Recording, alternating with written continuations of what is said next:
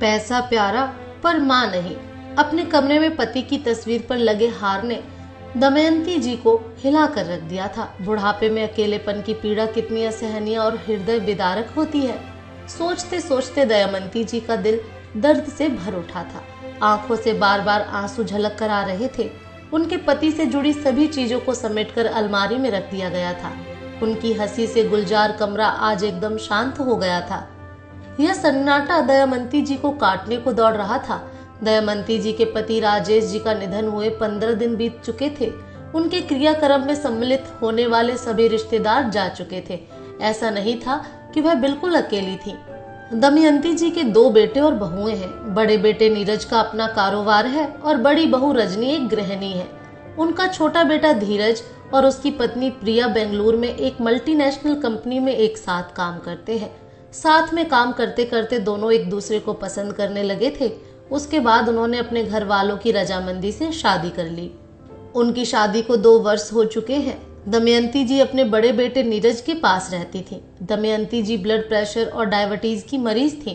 अक्सर उनकी तबीयत खराब ही रहती थी, जिस कारण वह ज्यादा उठ और चल नहीं पाती थी।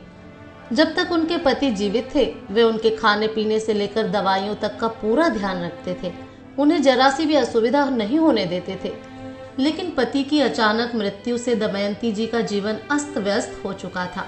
पिता के क्रियाक्रम के बाद उनके छोटे बेटे धीरज और उसकी पत्नी प्रिया को नौकरी पर जाना जरूरी था, इसलिए वे दोनों वापस बेंगलुरु चले गए। धीरज और प्रिया दमयंती जी को भी अपने साथ ले जाना चाहते थे, लेकिन जैसे ही उन्होंने माँ को ले जाने की बात कही तो दमयंती जी की बड़ी बहू उसी समय मुस्कुराते हुए बोली, अरे देवर जी, आप लोग तो नौकरी पर चले जाएंगे, माँ जी तो अकेले वहाँ परेशान हो जाएंगी। आप माँ जी को यहीं रहने दीजिए, हम उनका बड़े अच्छे तरीके से ध्यान रखेंगे, आप चिंता मत कीजिए। धीरे धीरे समय बीतने लगा। हर दिन बीतने के साथ अब दमयंती जी पहले से भी ज्यादा बीमार रहने लगी थी। लेकिन उनके बड़े बेटे और बड़ी बहू तो जैसे उनसे कोई सरोकार ही नहीं था। वे अपनी जिंदगी में ही मस्त थे, लेकिन वे माँ को अपने पास इसलिए रखना चाहते थे ताकि वे हर महीने आने वाली अपने पिता की पेंशन हासिल कर सके। इसके अतिरिक्त धीरज भी अब हर महीने बेंगलुरु से अच्छी खासी रकम भेजा करता था, जिसे दोनों पति पत्नी हड़प लेते थे। एक दिन दमयंती जी ने अपने बड़े बेटे नीरज को बुलाकर कहा, बेटा, मेरी तबीयत ठीक नहीं लग रही, एक बार मुझे डॉक्टर के पास ले चलो। तो नीरज गुस्से में कहने लगा, माँ, मेरे पास टाइम नहीं है, आप खुद ही चले जाओ। तो दमयंती जी ने कहा, बेटा, तुझे तो पता ही है मेरी हालत के बारे में, कहीं पर भी चक्कर खाकर गिर पड़ती हूँ। तभी नीरज बोला, माँ, आप एक काम कीजिए, आप धीरज को फोन करके उससे पैसे मंगवा लीजिए, जब वह पैसे भेज देगा तो मैं आपको ले चलूंगा। अपने बेटे की यह बात सुनकर दमयंती जी हैरान रह गई और बोली, बेटा, अभी तो हर महीने तुम्हारे बाबूजी की पेंशन आती है और तुम भी कमाते हो, फिर भी तुम्हारे पास मेरी दवाइयों तक के लिए पैसे नहीं है। दमयंती जी की यह बात सुनकर उनकी बड़ी बहू रजनी बोली, कैसी माँ है आप जो अपने बेटे के पैसों पर नजर रखती हैं। महामारी फैलने के कारण हमारा पूरा काम धंधा चौपट हो चुका है और देवर जी तो अपनी नौकरी में खूब कमाई कर रहे हैं, अच्छा खासा पैकेज ले रहे हैं। आपका बाकी का खर्च तो हम उठा रहे हैं, अगर थोड़े पैसे देवर जी दे देंगे तो कोई आसमान नहीं टूट पड़ेगा। ठीक है बहू, ला मेरी बात करा दे धीरज से, दमयंती जी ने कहा। तो रजनी ने फोन मिलाकर दमयंती जी को पकड़ा दिया। जैसे ही धीरज ने फोन उठाया, दमयंती जी बोली, हेलो, हाँ बेटा धीरज। अरे माँ, आप, प्रणाम, कैसी हो आप? बेटा, मेरी तबीयत ठीक नहीं है तो सोचा डॉक्टर के पास चली जाऊं। अरे माँ, आपकी तबीयत खराब है और आप अभी तक सोच रही हैं? नहीं बेटा, वह बात यह है कि मुझे थोड़े पैसों की जरूरत थी। अरे माँ, तो पहले बता दिया होता।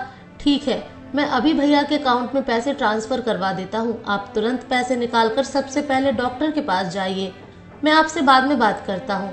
यह कहकर धीरज ने फोन रख दिया और अपने बड़े भाई के अकाउंट में 25,000 रुपए ट्रांसफर करवा दिए। थोड़ी देर में नीरज के पास पैसे ट्रांसफर होने का मैसेज आ गया। तब दमयंती जी बोली, बेटा, आ गए पैसे? अगर पैसे आ गए हो तो चल मुझे डॉक्टर के पास ले चल। नीरज ने अपने मोबाइल में देखा और बोला, हाँ माँ, पैसे तो आ गए हैं, लेकिन मैं अभी आपको डॉक्टर के पास लेकर नहीं जा सकता, थोड़ी देर में लेकर जाऊंगा, मुझे कुछ काम है। ऐसा कहते हुए नीरज उसी समय घर से बाहर चला गया। दमयंती जी मायूस होकर वापस अपने बिस्तर पर लेट गई और अपने बेटे के आने का इंतजार करने लगी। जब काफी देर तक वह नहीं आया तो उन्होंने अपनी बड़ी बहू रजनी से कहा, बहू, तुम ही मुझे डॉक्टर के पास ले चलो, मुझे बहुत तेज बुखार है, ऊपर से पूरा बदन दर्द से करहा रहा है उसी समय बड़ी बहू झल्लाते हुए बोली, आपको तो और कोई काम है नहीं, घड़ी घड़ी अपना रोना लेकर बैठ जाती हैं। आज यहाँ दर्द तो कल वहाँ दर्द। अरे बुढ़ापा है, यह सब तो लगा ही रहेगा। अब हम सारा दिन आपकी सेवा में तो नहीं लगे रहेंगे ना। बहू, वह मैंने नीरज से कहा था, लेकिन वह बाहर चला गया। तभी रजनी हाथ को दवा में लहराते हुए तेज स्वर में कहने लगी तो मैं क्या करूं, बाहर चले गए तो मैं अपने घर का काम संभालूं या आपको डॉक्टर के पास लेकर जाऊं? चुपचाप पड़ी रहो और अपने बेटे के आने का इंतजार करो। बार बार एक ही बात बोलकर मेरा दिमाग मत खराब करो। दमयंती जी अपनी बहू की बात सुनकर चुप हो गईं और बिस्तर पर लेटी हुई अपने हालात पर आंसू बहाने लगी। इंतजार करते करते दमयंती जी थक चुकी थी, लेकिन नीरज रात के 12 बजे घर आया और वह भी शराब पीकर। अंदर आते ही वह अपने कमरे में चला गया। उसने एक बार अपनी माँ को देखा तक नहीं, लेकिन उसकी आवाज सुनकर दमयंती जी समझ गई कि उनका बेटा नशे की हालत में है। वो चुपचाप यूं ही पड़ी रही। ऐसी हालत में उससे कहती भी तो क्या, लेकिन उनके शरीर में बहुत ज्यादा जकड़न महसूस हो रही थी। तबीयत खराब होने की वजह से उन्होंने खाना भी नहीं खाया था। बिना दवाई और खाने के वह अपने बिस्तर पर अधमरी हालत में पड़ी हुई करा रही थी, परंतु किसी को उनसे कोई मतलब नहीं था। उधर बेंगलुरु में धीरज और उसकी पत्नी प्रिया को भी घर लौटते लौटते देर हो गई थी। तभी धीरज को अपनी माँ की याद आई और बोला, मैं भी कितना नालायक बेटा हूँ, काम में इतना ज्यादा बिजी था कि माँ का हाल चाल भी ना पूछ सका। आज माँ की तबीयत खराब थी। तभी प्रिया बोली, कोई बात नहीं, मैं माँ जी को अभी फोन करके उनका हाल चाल पूछती हूँ। फिर धीरज बोला, नहीं नहीं, रहने दो, बहुत ज्यादा देर हो गई है, माँ सो गई होगी। वैसे भी उनकी तबीयत खराब है और कल तो प्रोजेक्ट के सिलसिले में हमने गुड़गांव जाना ही है। फोन नहीं करते, माँ को अचानक जाकर सरप्राइज दे देंगे। ठीक है, ऐसा ही करते हैं, प्रिया ने कहा। तो दोनों जल्दी से घर पहुंचे और थोड़ा बहुत जो भी खाना पड़ा था खाकर अपनी पैकिंग करने लगे। सुबह की फ्लाइट से वह जल्दी ही गुड़गांव पहुंच गए और टैक्सी करके सीधा घर पहुंच गए। डोरबेल बजते ही नीरज ने गेट खोला, लेकिन जैसे ही गेट खोला तो अपने भाई और उसकी पत्नी को देखकर उसके चेहरे का रंग उड़ गया। अरे धीरज, तू? तभी धीरज मुस्कुराते हुए अपने बड़े भाई के गले लग गया। वे तीनों अंदर आए, लेकिन रजनी को कोई खबर ही नहीं थी। वह अपने कमरे में बच्चों के साथ सोई हुई थी। धीरज और प्रिया अपनी माँ के कमरे में गए और नीरज अपने कमरे में पहुंचकर अपनी पत्नी रजनी को जगाने लगा। अरे रजनी, उठो, देखो धीरज और प्रिया आए हैं।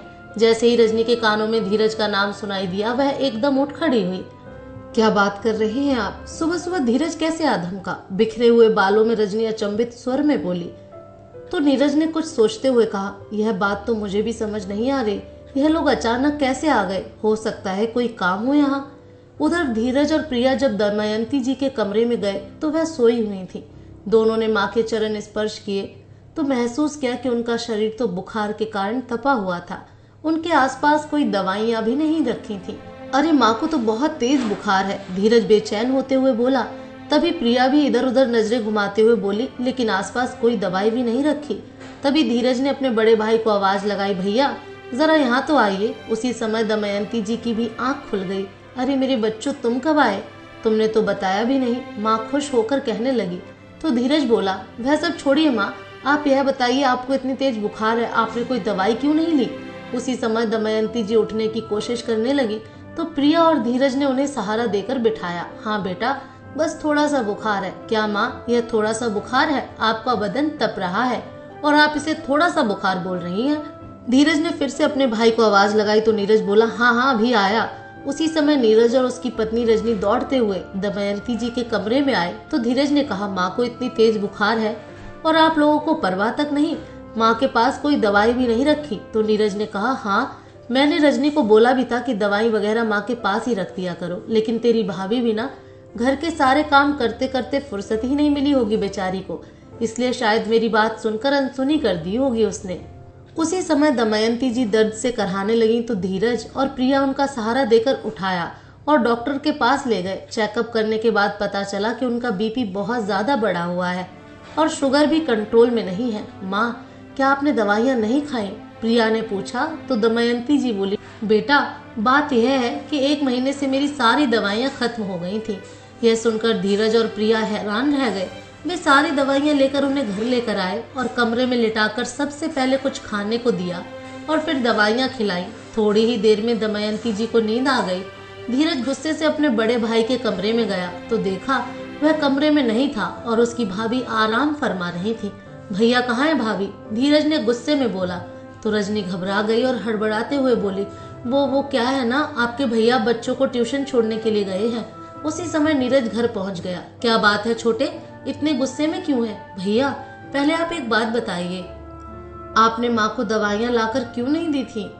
और जब माँ की हालत बिगड़ गई तब भी डॉक्टर के पास नहीं लेकर गए? जानते हैं माँ ने 1 महीने से बीपी और डायबिटीज की दवाइयाँ नहीं खाई हैं। यह सुनकर नीरज और रजनी एक दूसरे को देखने लगे। मैं आपसे कुछ पूछ रहा हूँ भैया, माँ को डॉक्टर के पास लेकर क्यों नहीं गए थे? अरे वो मैंने रजनी को कहा था कि मुझे टाइम नहीं है तो तुम ले जाना। क्यों, ऐसे कौन से काम में बिजी थे जो इतना जरूरी काम करने के लिए भी वक्त नहीं था आपके पास? तो फिर रजनी घबराए स्वर में बोली, मैं तो दिन भर इतना काम करके थक जाती हूँ, मैं कैसे लेकर जाती डॉक्टर के पास? दोनों पति पत्नी आपस में ही बहस करने लगे तो नीरज ने गुस्से में अपनी पत्नी को ही तमाचा चढ़ दिया। पति के हाथों थप्पड़ खाकर रजनी भी कहाँ पीछे रहने वाली थी। उसी समय तपाक से बोली, अच्छा जब हाथ में पैसे आ गए थे तो शराब पीने चले गए, रात को नशे में धुत होकर घर लौटे थे आप, और अब सारा इल्जाम मुझ पर डालने पर तुले हुए हैं। इलाज के लिए पैसे गए पैसों से शराब पीने की बात सुनते ही धीरज गुस्से से कांपने लगा और एक जोरदार तमाचा अपने बड़े भाई के मुंह पर रसीद कर दिया।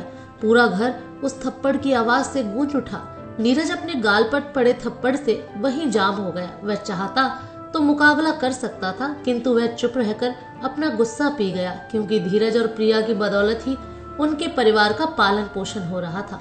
इसलिए नीरज और उसकी पत्नी रजनी चुपचाप पत्थर की मूर्ति बनकर खड़े रहे। तभी प्रिया ने कहा, शर्म आनी चाहिए आप लोगों को। अरे ऐसा व्यवहार तो कोई अपने दुश्मन के साथ भी ना करे जैसा तुमने अपनी माँ के साथ किया है। भाभी, अपनी देवी समान सास की सेवा करने की बजाय आप उन्हें जीते जी मारने पर तुली हुई हैं। फिर धीरज बोला, हम जो हर महीने इतनी रकम आप लोगों के पास भेजते थे वह सब कहाँ चली गई?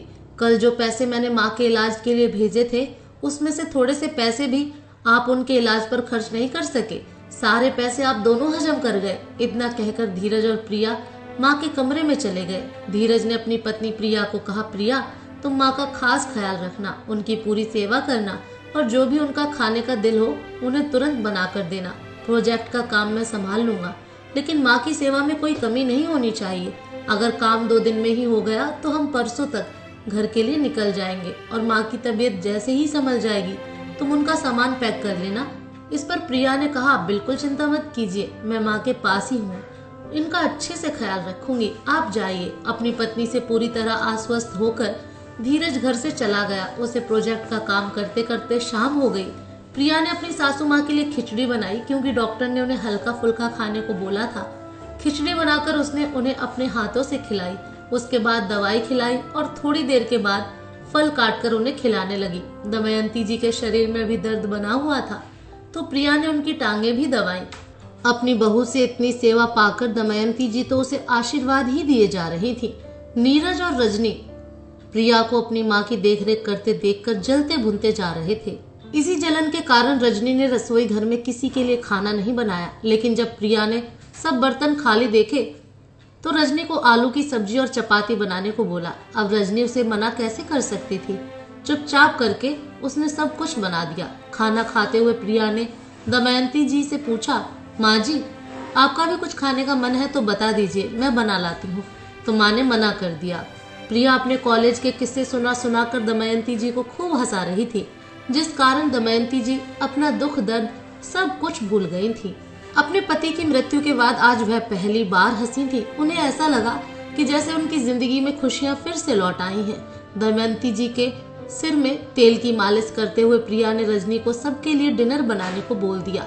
नाक भौं सिकोड़ती हुई रजनी सारे काम करती रही और अपनी मदद करने के लिए अपने पति नीरज को भी उसने बर्तन धोने के काम पर लगा दिया। बच्चे भी अपनी चाची के साथ खूब हंसी ठिठोली कर रहे थे। आज पूरा घर खुशियों से चहक रहा था। धीरज को रात को घर आते आते 8 बज गए। जब घर में आया तो अपनी माँ को हंसता हुआ चेहरा देखकर उसके चेहरे पर भी मुस्कान आ गई। वह भी सबके साथ हंसने बोलने में मशगूल हो गया। अपनी माँ के पास आया और उनके चरणों में बैठकर बोला, माँ अब कैसी तबीयत है आपकी? अरे देख तो, एक ही दिन में भली चंगी हो गई हूँ। तेरे और प्रिया के आने से तो मेरा कमरा गुलजार हो गया। मेरी बच्ची ने मेरा दिन भर बहुत ख्याल रखा, पूरा दिन एक पैर पर खड़ी रही और ऊपर से अपने कॉलेज के किस्से सुना सुनाकर मुझे इतना हंसाया जितना मैं आज तक नहीं हंसी थी। सौभाग्यवती रहो बहू, दमयंती जी ने उसे गले लगाते हुए कहा। तो प्रिया बोली, अरे आप भी तो वर्ल्ड की बेस्ट सासू माँ हैं। फिर प्रिया ने अपने पति को देखते हुए कहा, अच्छा आप तो बताइए काम पूरा हुआ या नहीं। तो धीरज बोला, हाँ प्रिया, काम तो हो चुका है, लेकिन आज मैं बहुत थक गया हूँ। न जाने इस प्रोजेक्ट को खत्म करने के चक्कर में कहाँ कहाँ भटकना पड़ा। कल घर पर आराम करके परसों यहाँ से निकलेंगे, फिर तो न जाने कब यहाँ आना होगा। फिर दमयंती जी ने कहा, हाँ मेरे बच्चों खूब मस्ती करो। थोड़ी ही देर में प्रिया दमयंती जी के लिए दलिया बनाकर ले आई और अपने हाथ से खिलाने लगी। तभी रजनी आई और बोली, खाना तैयार है। भाभी, खाना माँ के कमरे में ही ले आना, हम सब यहीं बैठकर खाएंगे। उधर रजनी प्रिया की ये बात सुनकर तिलमिला उठी, लेकिन चुपचाप सब काम करती रही क्योंकि कुछ बोल नहीं सकती थी, यह सोचकर कि अगर यह लोग हमें पैसे नहीं देंगे तो हमारा खर्च कैसे चलेगा। लेकिन उन्हें अभी तक यह मालूम नहीं था कि वे दोनों दमयंती जी को अपने साथ ही लेकर जा रहे हैं। जब धीरज और प्रिया के जाने का वक्त आया तो वह माँ का भी सामान पैक करने लगे। उन्हें ऐसा करते देख रजनी दौड़ी दौड़ी आई और फीकी सी मुस्कुराहट के साथ बोली, अरे यह क्या, माँ जी का सामान क्यों पैक कर रहे हैं आप? माँ जी कहाँ जा रही हैं? फिर प्रिया ने कहा, भाभी हम माँ जी को अपने साथ ही लेकर जा रहे हैं। यह बात सुनते ही रजनी और नीरज दोनों ऐसे स्तब्ध रह गए मानो काटो तो खून नहीं। नीरज घबराकर बोला, नहीं नहीं, हम माँ का पूरा ध्यान रखेंगे, तुम लोगों को चिंता करने की कोई जरूरत नहीं है। अब हम माँ की देखभाल में कोई लापरवाही नहीं बरतेंगे। क्यों माँ, आप ही कुछ बोलिए ना। बड़े बेटे नीरज की यह बात सुनकर दमयंती जी के चेहरे पर दुख के भाव उफान मारने लगे और बोली, बेटा जब मैं तेरा पहली बार स्कूल में दाखिला करवाया था तो मैं हर थोड़ी देर बाद देखने जाती थी कि कहीं तू रो तो नहीं रहा, तुझे कोई तकलीफ तो नहीं, क्योंकि तुम्हारी आंख से एक आंसू भी गिरता था तो मैं परेशान हो जाती थी। पर मुझे हैरानी है कि आज मेरा वही बेटा दिन रात बहते मेरी आंखों के आंसू क्यों नहीं देख पाता। थोड़ा सा प्यार और सम्मान ही तो मांगती थी मैं तुम लोगों से। इतना कहते हुए दमयंती जी की आंखें फिर से लाल हो गईं। फिर धीरज बोला, नहीं भैया, आप पर भरोसा करके हम पहले ही बहुत बड़ी गलती कर चुके हैं, अब वह गलती हम दोहराना नहीं चाहते। माँ जी हमारे साथ ही रहेंगी और यह तय हो चुका है। धीरज की यह बात सुनकर नीरज और रजनी दोनों गिड़गिड़ाने लगे, क्योंकि उन्हीं के नाम पर वह आज तक रुपए हड़पते आए थे। माँ तो उनके लिए एटीएम कार्ड की तरह थी, इसलिए वे खूब आग्रह करने लगे कि माँ उनके साथ ही रहेगी। लेकिन उनकी सुनने वाला कौन था। छोटा बेटा और बहू अपनी माँ को अपने साथ बेंगलुरु ले गए। अब ना तो नीरज के हाथ में उनके पिताजी की पेंशन आ रही थी और ना ही धीरज उन्हें कोई पैसा भेजता था। रजनी और नीरज को अपने किए पर पछतावा हो रहा था कि यदि वे माँ की थोड़ी सी देखभाल कर लेते तो आज उन्हें यह दिन ना देखना पड़ता। माँ के जाने के साथ ही नीरज की दुकान का काम धंधा बिल्कुल ठप हो गया। पैसों की कमी के चलते नीरज ने अपनी दुकान से नौकरों की छुट्टी कर दी और नौकरों वाले सारे काम खुद ही करने लगा। वह इतना शिक्षित भी नहीं था कि कोई अच्छी नौकरी कर सके।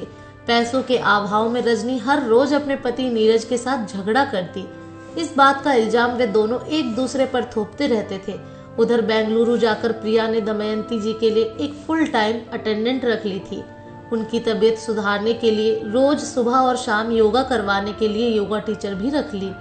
महीने भर के अंदर दमयंती जी भली चंगी हो गई। वे लोग जिस सोसाइटी में रहते थे उस सोसाइटी की वृद्ध महिलाओं ने अपना एक समूह बनाया हुआ था।